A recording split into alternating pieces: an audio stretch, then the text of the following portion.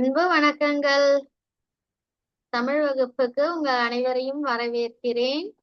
நம்ம advance course முடிச்சாச்சு. இப்போ ஹையர் லெவல் 1 வந்தாச்சு. அதாவது ழகரம். இந்த கோர்ஸ் தான் நம்ம இப்ப படிக்க போறோம். சரிங்களா? இப்ப இந்த கோர்ஸ்ல நம்ம பாடப்பகுதிகள் பார்க்க போறோம்.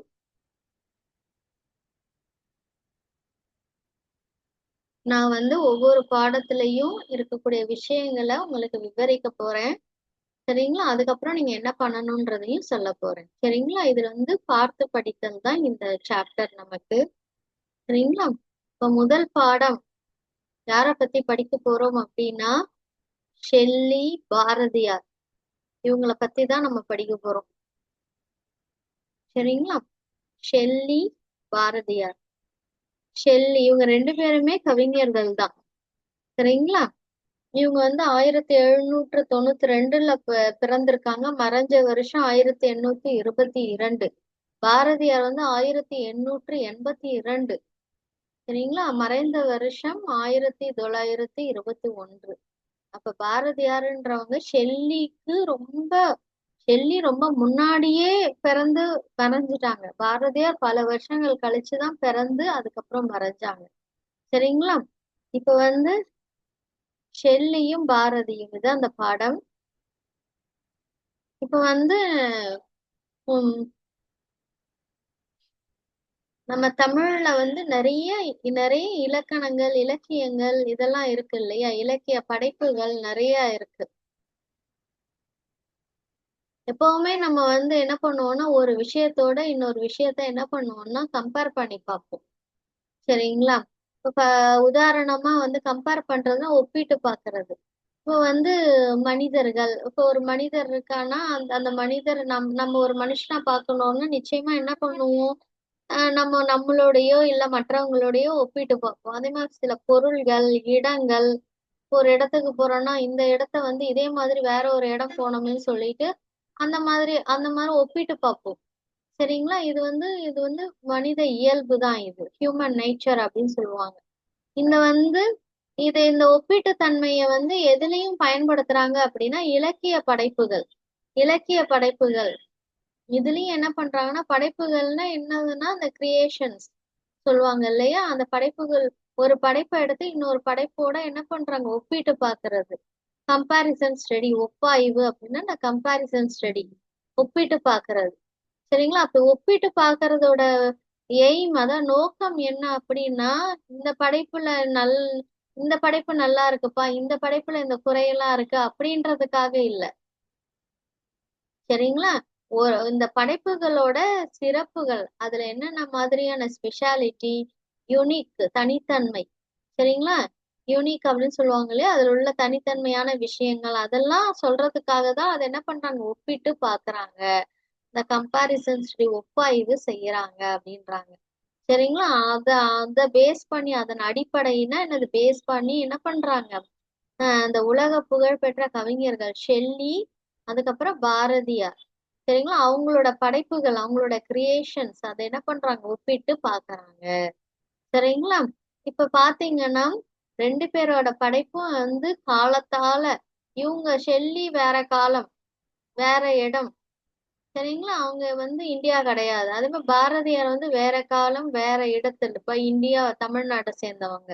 சரிங்களா? ரெண்டுமே வேற வேற இடத்துல அந்த படைப்புகள் உருவாச்சு, வேற வேற காலத்துல உருவாச்சு. ஆனா அது காலத்தாலையும் இடத்தாலையும் வேறுபட்டு இருக்கலாம். ஆனா சில விஷயங்கள் பாத்தீங்கன்னா ரெண்டும் கிட்டத்தட்ட சில விஷயங்கள்ல கொஞ்சம் ஒற்றுமைகள் இருக்கு அப்படின்றாங்க. சரிங்களா? புனைவியல்னா என்னதுன்னா அந்த இமேஜினேஷன், கற்பனை சார்ந்த கூறுகள், நிறைய கற்பனையான விஷயங்கள் அதுல சொல்லியிருக்கிறது. சரிங்களா? நாடக பாணியில உருவாக்கி இருக்கிறது, கவிதை பாணியில உருவாக்கி இருக்கிறது. சரிங்களா? இதெல்லாம் ரெண்டு பேரோட படைப்புகள்லயும் ஒரே மாதிரி இருக்கு. சரிங்களா? ரெண்டு பேரும் இதே மாதிரி விஷயங்கள்ல நிறைய கவனம் செலுத்தியிருக்காங்க, கான்சென்ட்ரேட் பண்ணியிருக்காங்க. கவனம்னா கான்சென்ட்ரேட் பண்ணியிருக்காங்க. சரிங்களா? இப்ப ரெண்டு பேருக்கும் படைப்புகள், கிரியேஷன் உள்ள ஒற்றுமைய இந்த பகுதியில நம்ம பார்க்க போறோம், அந்த பாடத்துல. சரிங்களா? ஷெல்லி அவங்க மீது பாரதி கொண்டிருந்த பற்று. ஷெல்லி இருக்காங்க இல்லையா, அவங்க மேல பாரதியார் வந்து ரொம்ப பற்று வச்சிருந்தாங்க. ரொம்ப எப்படின்னா அவங்கள ஒரு குருவாவே நினைச்சிருந்தாங்க பாரதியார். சரிங்களா? பாரதியார் வந்து தமிழ் கவிஞர். ஷெல்லின்றவர் யாரு? ஆங்கில கவிஞர். சரிங்களா? ஆனா அவர் மேல மிகுந்த பற்று வச்சிருந்தார் பாரதியார். சரிங்களா? அதனால தன்னுடைய பெயரையே என்ன பண்ணாங்க, ஷெல்லிதாசன் அப்படின்னு புனை பெயர்னு சொல்லுவாங்க. ஒரிஜினல் பெயரை தாண்டி, உண்மையான பெயரை தாண்டி பொய்யா அந்த புனை பெயர் அப்படின்னு ஒண்ணு சொல்லுவாங்க. பெண் நேம் அப்படின்னு சொல்லுவாங்க. பெண் நேம், பெட் நேம் இல்ல, பெண் நேம் சொல்லுவாங்க. அந்த மாதிரி ஷெல்லிதாசன்னு தனக்கு ஒரு பெண் நேம், அந்த புனை பெயரை அவர் வச்சிருந்தார். சரிங்களா? இப்ப வந்து அவர் அது மட்டும் இல்ல, ஷெல்லியோட பெயர்ல ஒரு சங்கத்தையே உருவாக்குனார். சரிங்களா? அப்ப தமிழ்ச்சங்கம் அந்த மாதிரி இருக்குல்ல, அந்த மாதிரி ஷெல்லியோட பெயர்ல ஒரு சங்கத்தை உருவாக்கி அந்த சங்கத்துல இருக்கிறவங்களுக்கு எல்லாருக்கும் அந்த ஷெல்லியோட கவிதைகளை என்ன பண்ணுவாராம், இவர் படிச்சு காட்டி ரொம்ப மகிழ்ச்சியா இருப்பாராம். அது படிக்கிறதுல அவருக்கு அப்படி ஒரு சந்தோஷமா. இப்ப ஷெல்லிய பத்தி ஒரு சின்ன குறிப்பு கொடுத்திருக்காங்க. அவர் இங்கிலாந்து நாட்டுல வான்ஹாம் அப்படின்ற ஊர்ல பிறந்திருக்காரு. இவர் வந்து இவரோட மக்கள் வந்து இவர் வந்து ரொம்ப யூனிக், அதாவது தனித்துவம் வாய்ந்தவர். அதே மாதிரி முரண்பாடு. இப்ப வந்து சில விஷயங்கள் மக்களால் ஏத்துக்க முடியாத மாதிரி விஷயங்களையும் சொல்லக்கூடிய ஒரு கவிஞர் அப்படின்னும் புகழ்ந்திருக்காங்க. சரிங்களா? அத கான்ட்ரடிக்ஷன் அப்படின்னு சொல்லுவாங்க இல்லையா, முரண்பாடு. அதுவும் இவரோட கவிதைகள்ல இருக்கும். நடைமுறைக்கு ஏத்துக்க முடியாது அந்த மாதிரி விஷயங்களும் அவரோட கவிதைகள்ல இருக்கும். இவர் என்னென்ன மாதிரி கிரியேஷன்ஸ், இவரோட படைப்புகள் என்னன்னா, சின்ன வயசுலயே கவிதை எழுதக்கூடிய திறமை இவருக்கு இருந்தது. படைப்புகள் என்ன, சுதந்திரத்தின் பாட்டு, அராஜகத்தின் முகமூடி, மேல் காற்று, இங்கிலாந்து மக்களுக்கான பாட்டு, இதெல்லாம் அவருடைய கவிதை நூல்கள். அடுத்த பாரதியார் பத்தி சொல்லணும்னா, பாரதியார் வந்து தமிழ்நாட்டுல எட்டயபுரம் அப்படின்ற ஊர்ல பிறந்தாரு. இவருக்கும் என்னது, இந்த கவிதை எழுதக்கூடிய திறமை இருந்ததுனால எட்டயபுரம் மன்னர் அவருக்கு பாரதி அப்படின்னு பட்டப்பெயர் வச்சாங்க. இவரோட இயற்பெயர் சுப்பிரமணியம் தான். சரிங்களா? அடுத்தது பாரதியோட படைப்புகள் என்னென்ன அப்படின்னா, இவரும் சின்ன வயசுலயே கவிதைகள் எழுதக்கூடிய திறமைகளை பெற்றாங்க.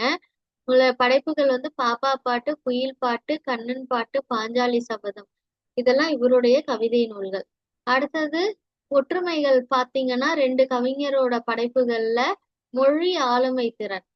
சரிங்களா? ரெண்டு பேருமே தாய்மொழிய சிறந்த கருவியா கையாண்டாங்க. ஷெல்லி வந்து ஆங்கில மொழி பயன்படுத்தினாங்க, பாரதியார் தமிழ் மொழிய பயன்படுத்தினாங்க. அது மட்டும் இல்ல, சமூக சீர்கேடு, இந்த சொசைட்டில நடக்கக்கூடிய தவறுகளை சுட்டிக்காட்டி அதை வந்து எப்படி நீக்கிறது அப்படின்ற வழிமுறைகளையும் கவிதையில சுட்டிக்காட்டி இருந்தாங்க ரெண்டு பேருமே. அடுத்தது கருத்து ஒற்றுமை. ரெண்டு பேர் கவிதையிலையும் என்ன மாதிரி கருத்து ஒற்றுமைனா, நாடு, மொழி, பண்பாடு. பண்பாடுன்னா என்னது, கல்ச்சர். இதெல்லாம் வந்து ரெண்டு பேருமே வேறுபட்டவங்க தான், ஆனாலும் ரெண்டு பேருக்குமே ஒரே மாதிரி சமுதாய முன்னேற்ற சிந்தனை இருந்தது.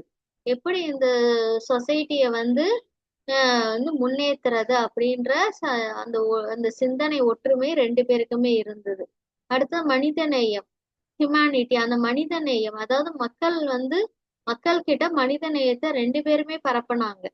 மனுஷங்களை வெறுக்க கூடாது, அவங்க கிட்ட உள்ள தீய குணங்களை மட்டும்தான் வெறுக்கணும், ஆனா மனுஷனை வெறுக்க கூடாது. சரிங்களா? இப்படி எல்லாம் அவங்க வந்து அவங்களுடைய சிந்தனைகள் ஒரே மாதிரி இருந்துச்சு. அதுக்கு உதாரணமா சில கவிதைகளுங்க கொடுத்த, பகைவனுக்கு அருள்வாய் நன்மை, இது வந்து ஷெல்லியோட கவிதை, இது வந்து பாரதியாரோட கவிதை. பகைவனுக்கு அருள்வாய் நன்னெஞ்சே, பகைவனுக்கு அருள்வாய். பாரதியார் என்ன சொல்றார், பகைவனுக்கு கூட கருணை காட்டு, வெறுக்காத அப்படின்னு சொல்றாரு. சரிங்களா? அதேதான் ஷெல்லியும் இங்க சொல்லியிருக்கார். அடுத்த பெண் விடுதலை. பெண்களுக்கு ஏற்படக்கூடிய கொடுமைகள், அந்த காலத்துல பெண்களை ரொம்ப அடிமை மாதிரி நடத்தினாங்க, அதுக்கெல்லாம் இவங்க ரெண்டு பேருமே எதிர்ப்பு தெரிவிச்சாங்க. சரிங்களா? அதுக்கான கவிதை என்னன்னா, பெண்ணுக்கு விடுதலை நீரில்லை என்றால் பின் இந்த உலகினிலே வாழ்க்கை இல்லை.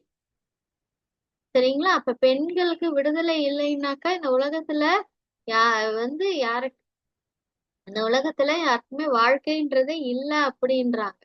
ஏன்னா பெண் மூலமா தான் இந்த உலகத்துல மனுஷ உயிர்கள் உருவாகுது இல்லையா? யாருக்குமே வாழ்க்கை இல்லை பெண்களுக்கு அந்த விடுதலை இல்லைன்னா.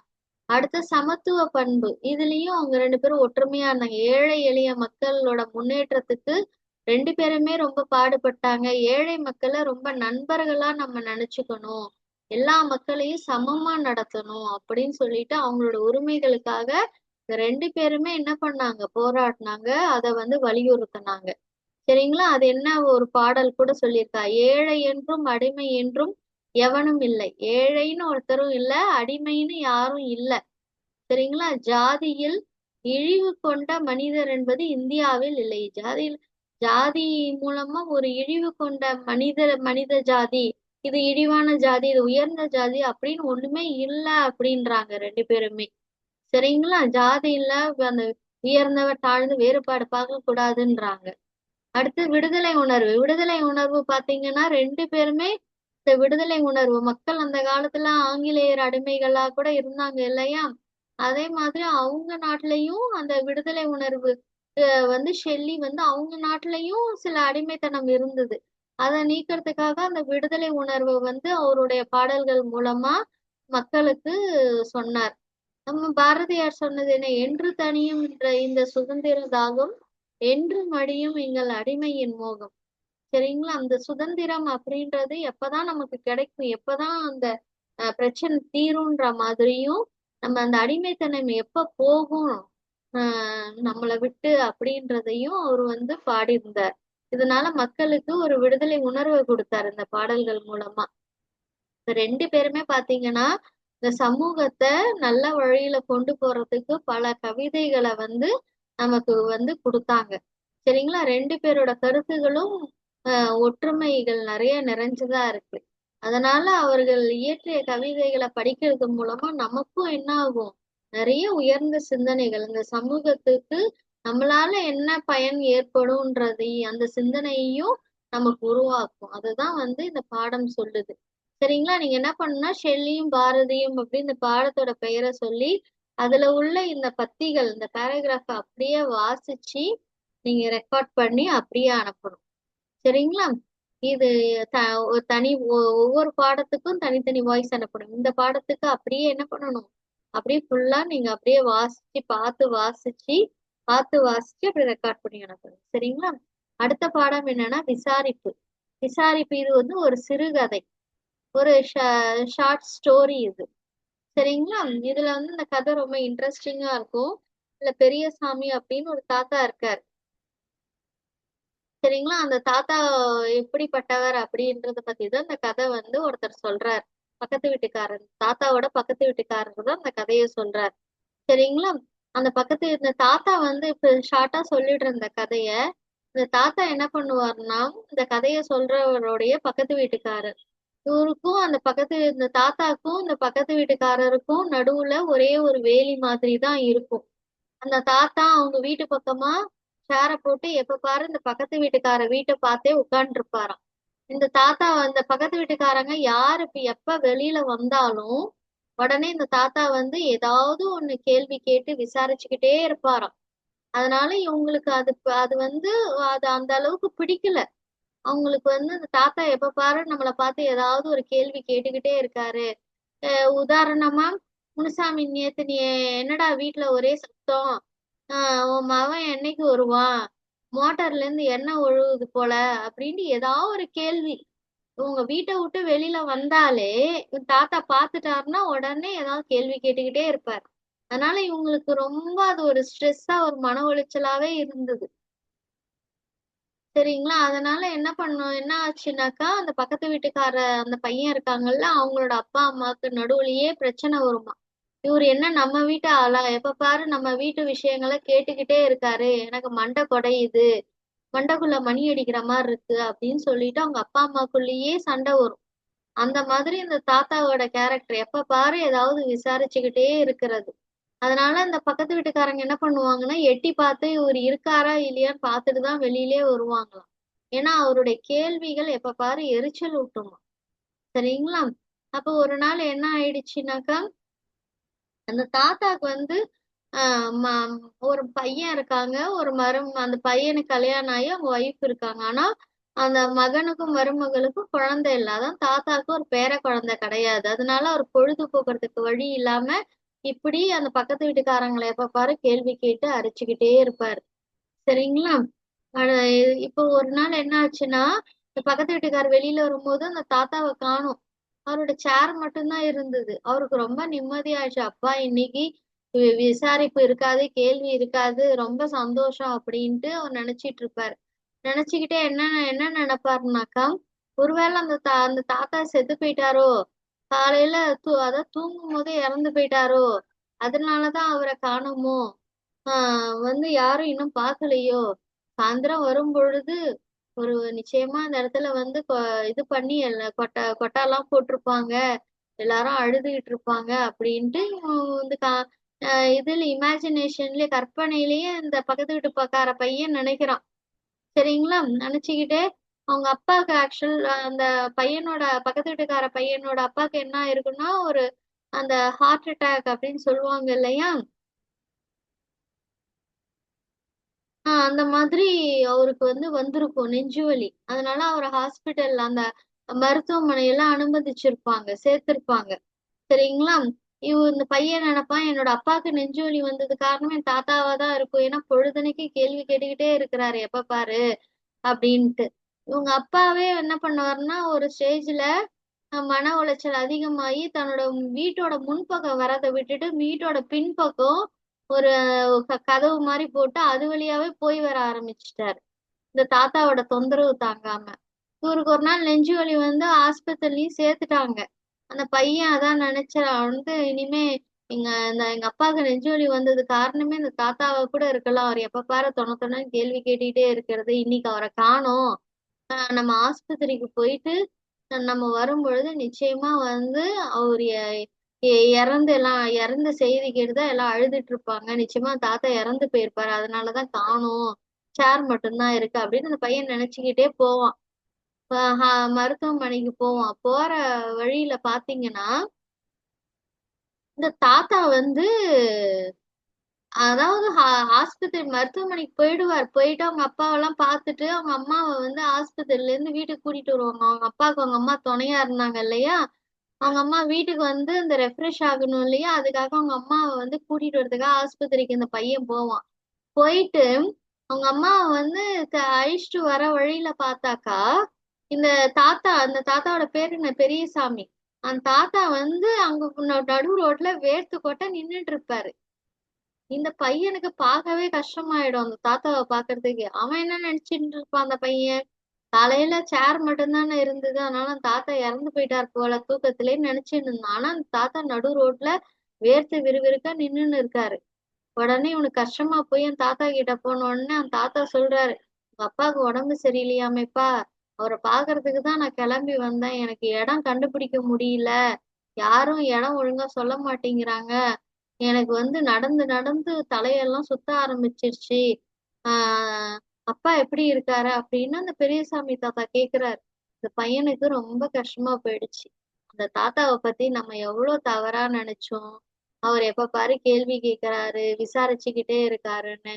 ஆனா அவருக்குள்ள எவ்வளவு ஒரு அன்பு இருக்கு, அந்த மனித நேயம் இருக்கு. இந்த வயசுலயும் அவங்க அப்பாவுக்கு உடம்பு சரியில்லைன்னு உடனேயே அந்த பையனோட அப்பாவுக்கு உடம்பு சரியில்லைன்னு ஆஸ்பத்திரிக்கு கிளம்பி ஒடியாந்தாரு இல்லையா? அத நினைச்சு அந்த பையனுக்கு ரொம்ப நெகிழ்ச்சியா ஆயிடுச்சு. இதுதான் வந்து இந்த கதை, சிறுகதை. நீங்க என்ன பண்ணா விசாரிப்பு அப்படின்னு அந்த கதையோட பேரை சொல்லி சிறுகதைன்னு சொல்லி இந்த பத்திகளை அப்படியே பார்த்து வாசிச்சு நீங்க அந்த மாடுலேஷனோட சொல்லணும், ஏற்ற இறக்கத்தோட அழகா படிக்கணும். சரிங்களா? ஹையர் லெவல் வந்தாச்சு, ஒரு மிஸ்டேக் இல்லாம நீங்க ஏற்ற இறக்கத்தோட நான் அழகா கிளியரா படிச்சு ரெக்கார்ட் பண்ணி இது ஒரு தனி வாய்ஸா அனுப்புங்க. சரிங்களா?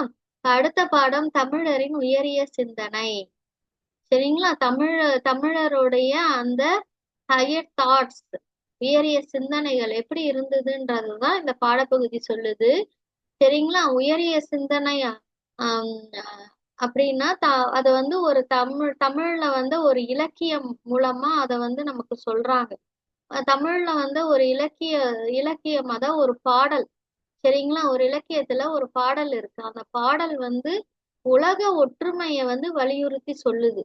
அதுதான் அந்த உயரிய சிந்தனை. உலக ஒற்றுமைன்றது என்னது, ஒரு ஹையர் தாட் இல்லையா? உலகத்துல உள்ள எல்லாரும் ஒற்றுமையா இருக்கணும்ன்றது அதை சொல்லக்கூடியது. ஒரு பாடலை தான் இங்க வந்து உதாரணமா கொடுத்திருக்காங்க.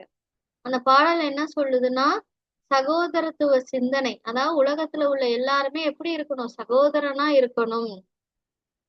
சகோதர சகோதரியா ரொம்ப ஒற்றுமையா இருக்கணும் அப்படின்னு சொல்றாங்க. அது எந்த பாடல் அப்படின்னா, யாதும் ஊரே யாவரும் கேளீர், அதுதான் அந்த பாடல். சரிங்களா? அது எதுல இருக்கு அப்படின்னா, எட்டு தொகை புறநானூறுன்ற ஒரு நூல் இருக்கு. சரிங்களா? அதுல பாடல் 192 அந்த பாடல் தான் யாதும் ஊரே யாவரும் கேளு.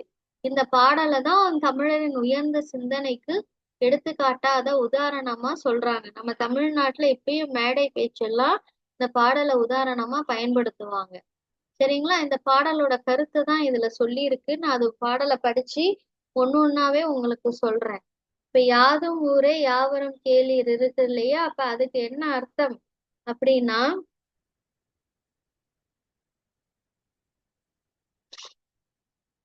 எல்லா ஊருமே நம்ம ஊரு தான், எல்லா மக்களுமே நம்மளுடைய உறவுகள் தான் அப்படின்ற மாதிரி தான் சொல்றாங்க. கேளீர்னா என்னது? அந்த உறவுகள். சரிங்களா? அடுத்தது தீதும் நன்றும் பிறர் தர வாரா. தீயது நடந்தாலும் சரி, நல்லது நடந்தாலும் சரி, அது மத்தவங்களால வரக்கூடியது இல்லை, எல்லாமே நம்மளால வரக்கூடியதுதான். நம்ம செய்யக்கூடிய செயல்களாலதான் நமக்கு நன்மையும் தீமையும் வருதுன்றாங்க. அடுத்த நோதலும் தனிதலும் அவற்றோர் அன்ன. அதாவது நோதல்னா என்னது? துன்பம். துன்பமும் தனிதல்னா அதுக்கான தீர்வு. அதுவும் அது போலதான். அது மத்தவங்களால ஏற்படுறது இல்ல. துன்பமும் அதுக்கான தீர்வும் அதுவும் நம்மளாலதான், நம்மளுடைய செயல்களாலதான் ஏற்படுது. அடுத்து சாதலும் புதுவதும் அன்றே வாழ்தல்.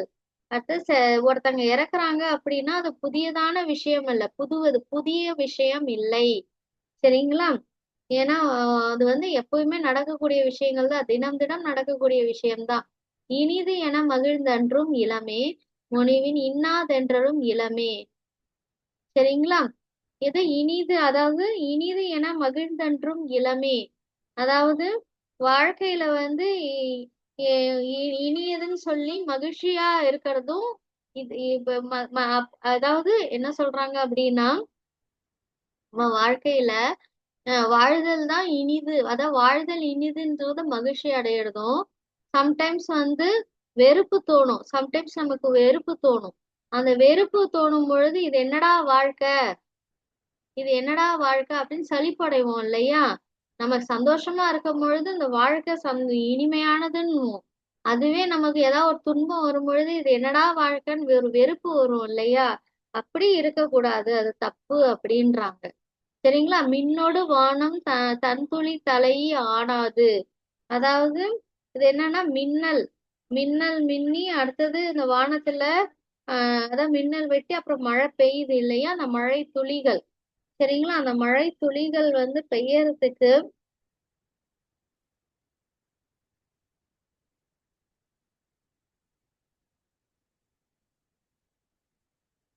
வானத்துல மழை தண்ணி, அதாவது வானத்துல மின்னல் அடிச்சு அந்த வானத்துல இருந்து என்ன ஆகுதுன்னா மழைத்துளி வருது இல்லையா? அந்த மழைத்துளி என்ன ஆகுதுன்னா, கல் பொருதி இறங்கும் மல்லல் பேர் யாற்று. அதான் மழைத்துளி கல்லு மண்ணு இதுல எல்லாம் போய் விழுந்து அது என்ன ஆகுது? அது பெருகி என்ன ஆகுதுன்னா ஒரு ஆற்று நீரா மாறுது. அது ஒரு பெரிய ஆறா மாறுது இல்லையா? அந்த ஆற்று நீர்ல நீர்வழி படும் புனை போல ஆறுயிர். அந்த ஆற்று நீர்ல வந்து ஒரு நீர்வழி படுவும்னா என்னது?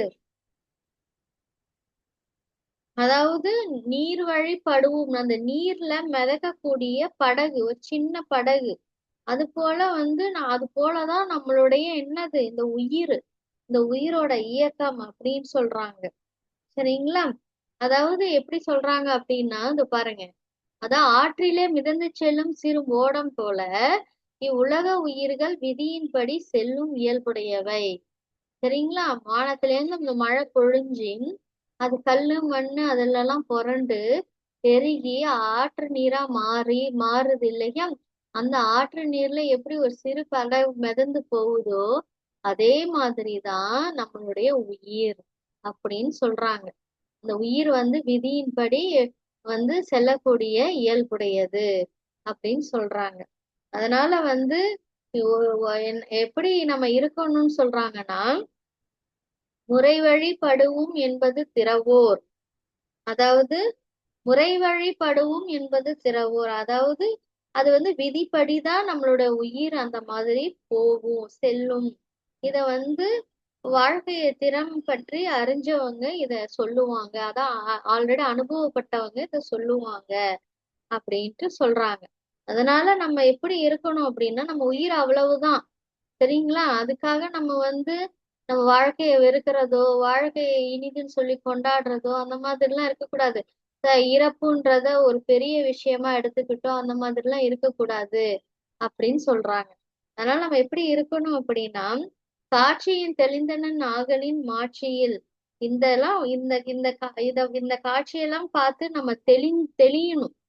சரிங்களா? அப்படி தெளிஞ்சிட்டு எப்படி இருக்கணும்னா, பெரியோரை வியத்தலும் இளமே, சிறியோரை இகழ்தல் அதனினும் இளமே அப்படின்றாங்க. பெரியவர்களை கண்டு, அதாவது பெரியவர்களை கண்டுனா என்ன அர்த்தம்னா, அதாவது இந்த மாதிரி வந்து நற்செயல்கள், நம்ம நல்ல செயல்களை செஞ்சா நம்ம வாழ்க்கையில நல்லா இருக்கலாம். அதை விட்டுட்டு நம்ம வந்து இப்ப வந்து சில பேரை உயர்த்தி பேசுறதும், சில பேரை வந்து தாழ்த்தி பேசுறதும், சரிங்களா? சில பேரை கண்டு வியந்து அப்படியே அவங்கள தூக்கி வச்சு கொண்டாடுறதோ, இல்ல சில பேரு நம்மளோட கீழானவங்க எல்லாம் இருக்காங்க இல்லையா, அவங்களை சிறுமைப்படுத்தி பேசுறதோ நம்ம செய்யக்கூடாது. நம்ம எப்பவுமே நம்ம வந்து நம்ம வாழ்க்கை எப்படி இருக்கணும், நற்செயல்கள் நிறைந்ததா, நல்ல வழியில இருக்கணும். சரிங்களா? இது யார் செய்வாங்கன்னா, இந்த மாதிரி வாழ்க்கையோட புரிதல் தத்துவங்கள் இத புரிஞ்சுக்கிட்டவங்க, நிச்சயமா இதுதான் வாழ்க்கை அப்படின்னு புரிஞ்சுக்கிட்டவங்க இந்த மாதிரி, அதாவது சில பேரை உயர்த்தி பேச, தாழ்த்தி பேசுறது, வாழ்க்கையை கொண்டாடுறது, இல்லைன்னாக்கா வெறுக்கிறது, இதெல்லாம் வந்து என்ன பண்ண மாட்டாங்க, பண்ண மாட்டாங்க. சரிங்களா? இதுதான் வந்து இந்த பாடல் வந்து நமக்கு சொல்ல வருது. சரிங்களா? இப்ப இந்த பாடல் வந்து உங்களுக்கு புரிஞ்சிருக்கும். இதுதான் அந்த பாடம் தமிழரின் உயரிய சிந்தனை. அந்த பாடத்தை பேரை சொல்லி அதோட அந்த பத்திகள், அப்புறம் இந்த பாடல் இதையுமே என்ன பண்ணணும், அப்படியே சொல்லி வாசிச்சு ரெக்கார்ட் பண்ணி அனுப்பணும்.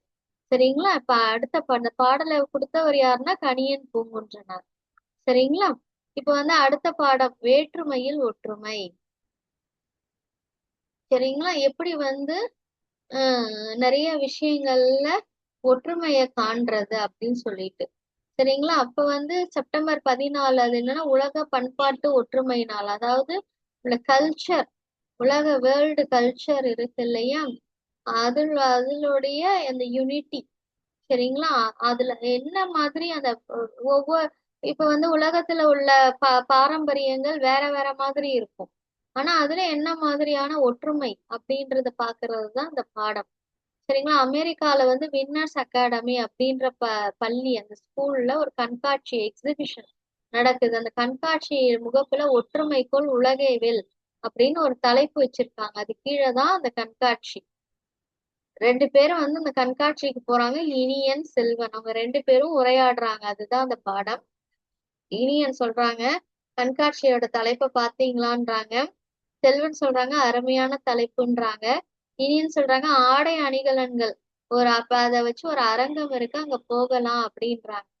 செல்வனும் அவங்களும் என்ன பண்றாங்க, போய் அந்த அரங்கத்துக்கு போறாங்க. அங்க வந்து ஒரு காணொளி காட்சி, அது ஒரு வீடியோ, ஒரு டிஸ்பிளேல ஒரு வீடியோ போடுறாங்க. வீடியோ பிளஸ் அந்த ஆடியோட சேர்த்து அங்க என்ன ஒளிபரப்புறாங்க அப்படின்னா, ஆஸ்திரேலிய தலைநகர் கான்பெராவில் நடைபெற்ற தேசிய பன்முக பண்பாட்டு விழாவின் காணொளி காட்சிகள். அதாவது நேஷனல் மல்டி கல்ச்சுரல் செலிப்ரேஷன், அதை அதுல போடுறாங்க. ஆஸ்திரேலியால நடந்த நிகழ்ச்சியை அங்க போடுறாங்க. அந்த காணொளி காட்சியை பார்த்துட்டு ரொம்ப நல்லா இருக்குன்றாங்க. அதுல வந்து நைஜீரிய மக்களோட ஆடை அணிகலன்களை அவங்க வந்து போட்டு பாடி ஆடுறாங்க.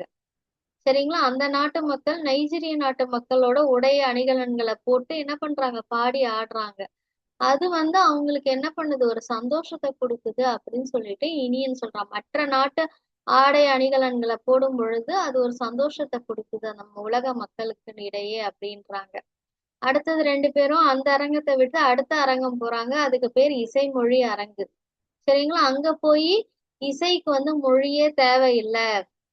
சரிங்களா? இசை வந்து அதாவது நாடு, அதாவது ஊர் நாடு உலகம் எல்லாத்தையும் கடந்தது. எல்லா மக்களையும் ஒன்றிணைக்கக்கூடிய ஒரு விஷயம் இசை அப்படின்னு சொல்றாங்க. அடுத்து அதை விட்டுட்டு அடுத்து விளையாட்டு உலகம் அப்படின்ற அரங்குக்கு போறாங்க. சரிங்களா? அங்க வந்து விளையாட்டு வீரர்கள் வந்து ஒற்றுமையா அதாவது இப்ப மதங்களை கடந்து நாடுகளை கடந்து அதான் அவங்களுடைய கலாச்சாரத்தை எல்லாமே கடந்து என்ன பண்றாங்க மக்களை வந்து ஒன்றிணைக்கிறதுல இந்த விளையாட்டு ரொம்ப முக்கியத்துவம் வாய்ந்தது. பல நாட்டு வீரர்கள் என்ன பண்றாங்க ஒற்றுமையா விளையாடுறாங்க இல்லையா? கால்பந்துல வந்து உனக்கு எந்த விளையாட்டு தொடர் கால்பந்து விளையாட்டுல எத்தொடர் பிடிக்கும்னு கேக்குறாங்க செல்வன். அதுக்கு இனியன் சொல்றாங்க இந்தியால நடக்கிற இந்தியன் சூப்பர் லீக் அந்த தொடர் வந்து எனக்கு ரொம்ப பிடிக்கும் அப்படின்றாங்க. அதை முடிச்சிட்டு சுற்றுலா அரங்குக்கு போறாங்க. சுற்றுலா அரங்குல வந்து சுவிட்சர்லாந்து நாடை பத்தி பாக்குறாங்க. அங்க வந்து எவ்வளவு அழகா இருக்குன்னு பேசிக்கிறாங்க. அடுத்து இத்தாலி வெனிஸ் நகரம் அதையும் பாக்குறாங்க. சரிங்களா? அதை பார்த்துட்டு அங்க உள்ள ஆஹ் சுற்றுப்பயணங்கள் அதாவது அந்த நாட்டுல உள்ள ஆஹ் விஷயங்கள் அதாவது தொழில் அரசியல் இதுக்காக மக்கள் வந்து சுற்றுப்பயணம் போறாங்க இல்லையா? அது வந்து அவங்களுக்கு வந்து பலவித டெக்னாலஜி தொழில்நுட்ப திறன்களை வளர்த்துக்கிறதுக்கு உதவுது. ஒரு நாட்டுல இருந்து இன்னொரு நாட்டுக்கு சுற்றுப்பயணம் போகும்போது இந்த மாதிரி விஷயங்களை கத்துக்கிறதுக்கு உதவுது அப்படின்னு சொல்றாங்க. சரிங்களா? அதே மட்டும் இல்லாம அவங்களுடைய கலாச்சாரங்கள் ஒரு ஒரு நாட்டுக்கு போகும்பொழுது அங்க உள்ள கலாச்சாரம்லாம் இருக்கு இல்லையா? கல்ச்சர் அது மத்த நாடுகளுக்கும் வந்து சுற்றுப்பயணம் போறவங்க மூலமா அது பரவுது விரிவடையுது அப்படின்னு சொல்றாங்க. சரிங்களா? அதனால வந்து உலக மக்களிடையே மொழி இனம் சமயம் பண்பாடு இதெல்லாம் இருக்கு இல்லையா? அதாவது அவங்களுடைய மொழி லாங்குவேஜ் அந்த people different type of people இருக்காங்க இல்லையா? அவங்களுடைய கேஸ்ட் அவங்களுடைய கல்ச்சர் அவங்களுடைய பிளேஸ் இதெல்லாம் வந்து வேற்றுமை இருந்தாலும் வந்து மக்கள் வந்து இந்த இசை நிகழ்ச்சி விளையாட்டு விருந்து சுற்றுலா திரைப்படம் நிறைய விழாக்கள் இது மூலமா என்ன பண்றாங்க மக்கள்லாம் ஒன்றிணைஞ்சு மகிழறாங்க அப்படின்ட்டு சொல்றாங்க. அதுதான் வேற்றுமையில் ஒற்றுமை. சரிங்களா? அப்படின்ட்டு இவங்க பேசிக்கிறாங்க. நம்மளும் வந்து நம்மளுடைய ஒத்துழைப்பையும் தருவோம் இந்த உலக மக்களுடைய ஒற்றுமைக்காக 2 பேரும் பேசிக்கிறாங்க. இதுதான் அந்த பாடம். இந்த பாடத்தோட தலைப்பு வேற்றுமையில் ஒற்றுமை. அதை சொல்லி இந்த கான்வர்சேஷன் இந்த கலந்துரையாடலை அப்படியே பார்த்து வாசிச்சு ரெக்கார்ட் பண்ணி அனுப்புங்க. அதுதான் இன்னைக்கான அசைன்மெண்ட். அடுத்தது வந்து அடுத்த பாடம் உறவின் மேன்மை. சரிங்களா? உறவுனா என்னது? நம்மளை சுத்தி அப்பா அம்மா தாத்தா பாட்டி அத்தா மாமா சித்தி சித்தப்பு இப்படி எல்லாமே சரிங்களா? நம்மளை சுத்தி இருக்கக்கூடிய அந்த மனிதர்கள் அவங்கள வந்து அந்த அந்த உறவினுடைய மேன்மை அந்த சிறப்பை பத்தி இந்த பாடத்துல நம்ம பார்க்க போறோம். ஒரு அம்மா இருக்காங்க. அவங்க தன்னுடைய அவங்க பையனோட பெயர் என்னன்னா செழியன். அவங்களுக்கு ஒரு கடிதம் எழுதுறாங்க. இந்த அம்மா சென்னையில இருக்காங்க. அந்த பையன் அமெரிக்கால இருக்காங்க. சரிங்களா? அந்த வந்து அவங்க அன்புள்ள செழியான்னு சொல்லிட்டு எழுதுறாங்க. இந்த மாதிரி அக்கா செழியனோட அக்கா இருக்காங்க இல்லையா? அவங்களுக்கு கல்யாணம் ஆகி ஒரு குழந்தை இருக்கு. அந்த குழந்தைக்கு காது குத்துற விழா காதணி விழா காது குத்துவாங்க இல்லையா? அது வந்து நம்மளுடைய சொந்த ஊர்ல நடக்குது. செழியன் வந்து என்ன வேணும் அப்படின்னா அந்த குழந்தைக்கு தாய் மாமன் அப்பா அக்காவோட தம்பி அதாவது செழியன் வந்து அந்த குழந்தைக்கு அதாவது செழியனுடைய அக்கா குழந்தை. சரியா? அப்ப செழியன் என்ன ஆவாங்கன்னா அந்த குழந்தைக்கு தாய் மாமன் அப்படின்னு சொல்லுவாங்க. சரிங்களா? அந்த தாய் மாமன்னால நீங்க தான் என்ன பண்ணணும் வந்து அந்த காதணி விழாக்கு கண்டிப்பா வரணும். உன்னோட மடியில வச்சுதான் அந்த குழந்தைக்கு காது குத்தணும். அதனால கண்டிப்பா வரணும். இங்க வந்தீங்கன்னா என்ன பண்ணலாம்? நம்மளுடைய நம்மளுடைய சடங்கு நம்மளுடைய விழா அந்த ட்ரெடிஷன் அதெல்லாம் நீங்க என்ன பண்ணிக்கலாம்? நீங்க நிறைய தெரிஞ்சுக்கலாம். அது மட்டும் இல்ல நம்மளுடைய உறவுகளை வந்து நம்ம வந்து அவங்க அந்த உறவுகளை நம்ம மேம்படுத்திக்க முடியும் வலுப்படுத்திக்க முடியும் ஸ்ட்ரென்தன் பண்ண முடியும். சரிங்களா? அப்படின்ட்டு சொல்றாங்க. அது மட்டும் இல்ல இங்க வந்தா மனம் விட்டு பேசலாம் நம்ம கிட்ட இருக்கிற இன்ப துன்பங்களை பரிமாறிக்கலாம் அப்படின்னு சொல்றாங்க. அதே மாதிரி உன்னோட குழந்தைக்கும் அந்த உறவு முறைகளை கத்து கொடுக்கலாம். சரிங்களா? வயசானவங்களோட அனுபவங்களை கத்துக்கலாம். குழந்தைங்களும் ஒருத்தரோட ஒருத்தர் விளையாடி மகிழ்வாங்க. அந்த ஒற்றுமை உருவாகும் அப்படின்னு சொல்றாங்க. அது மட்டும் இல்ல, நீங்க அமெரிக்கால இருந்து 1 மாசமாவது லீவ் எடுத்துக்கிட்டு விடுப்புன்னா என்னது லீவ் எடுத்துக்கிட்டு நீங்க வரணும். சரிங்களா? உன்னோட பையனோட நாங்களும் விளையாடணும். சரிங்களா? உங்க பையனை வந்து இங்க இருக்கிற வயல் வரப்பு, பசுஞ்சோலை, ஆற்றங்கரை, சந்தை, மார்க்கெட் இங்கெல்லாம் நான் கூட்டிட்டு போய் சுத்தி காட்டணும். சரிங்களா? எப்பயுமே நீங்கெல்லாம் மகிழுந்துன்னா அது கார்ல தானே பயணம் செய்யறீங்க. உங்க பையனை வந்து நான் மாட்டு வண்டியில கூட்டிட்டு போறேன் அப்படின்னு சொல்றாங்க. நிறைய விளையாட்டெல்லாம் சொல்லித் தர போறேன். என்ன விளையாட்டு? பாண்டி ஆட்டம், பல்லாங்குழி, ஆடுபுலி ஆட்டம். சரிங்களா? இதெல்லாம் நான் சொல்லித் தர போறேன். பழங்காலத்து விளையாட்டுகள் இதெல்லாம். நிறைய கதைகள் வந்து உங்க தாத்தாவும் சொல்லி தருவாங்க. நிறைய குழந்தை பாடல்களை நான் சொல்லித் தர போறேன். நானும் தாத்தாவும் அப்படின்னு சொல்றாங்க. சரிங்களா? அதனால வந்து உங்க குழந்தைக்கு இந்த புதிய சூழல் ரொம்ப பிடிக்கும். இந்த ஊர் ரொம்ப பிடிக்கும் அப்படின்னு சொல்றாங்க. அதனால காதணி விழாக்கு மறக்காம கண்டிப்பா நீங்க வரணும் அப்படின்னு சொல்லி உங்களை எதிர்பார்க்கிறேன்னு அந்த கடிதம் எழுதுறாங்க. அந்த ஊர் என்னன்னா நியூ ஜெர்சி, அமெரிக்கால நியூ ஜெர்சி. சரிங்களா? இப்ப நீங்க என்ன பண்ணா உறவின் மேன்மை அப்படின்னு பாடத்தை சொல்லி அதுல உள்ள பத்திகளை அப்படியே நீங்க என்ன பண்ணணும்? பார்த்து வாசிச்சு அனுப்பணும். சரிங்களா? அடுத்த பாடம் சமூக பொறுப்பு. சமூக பொறுப்புன்னா என்ன? Social responsibility. சமூகத்துல நீங்க என்ன மாதிரியான உங்களுக்கு என்னென்ன மாதிரியான பொறுப்புகள், வேலைகள் நீங்க கடைபிடிக்கணும், அந்த ரெஸ்பான்சிபிலிட்டி அப்படின்னு சொல்றாங்க. இதுல வந்து 2 பேர் பேசிக்கிறாங்க. ஒண்ணு வந்து அம்மா, இன்னொன்னு வந்து அவங்களோட பொண்ணு கமலி. சரிங்களா? அவங்க வந்து அம்மா கிட்ட கமலி கேக்குறாங்க, எனக்கு வந்து எழுது பொருள் வேணும். எழுது பொருள்னா என்னது? பேனா, பென்சில் அதெல்லாம். சரிங்களா? உடனே அம்மா சொல்றாங்க, வா கடைக்கு போலான்றாங்க. இப்ப கடைக்கு போகும் பொழுது என்ன ஆகுதுன்னா, பல பேர் வந்து பதாகையோட வராங்க எதிர்ல. சரிங்களா? பதாகைன்னா என்னது? இந்த பேனர் வச்சிருக்காங்க பாருங்க. இதான் அந்த பதாகை. அதுல என்ன எழுதியிருக்கு அப்படின்னா, உலக நீர் நாள், மழை நீர் சேகரிப்பு விழிப்புணர்வு. அதாவது உலக நீர் நாள் அப்படின்னா, நீர்னா இந்த வாட்டர். சரிங்களா? அதை எப்படி நம்ம வீணாக்காம சேமிக்கிறது அப்படின்னு சொல்லிட்டு அவங்க என்ன பண்றாங்கன்னா, ஒரு பேனர் வச்சு அதை வந்து சொல்லிக்கிட்டே ஊர்வலமா வராங்க.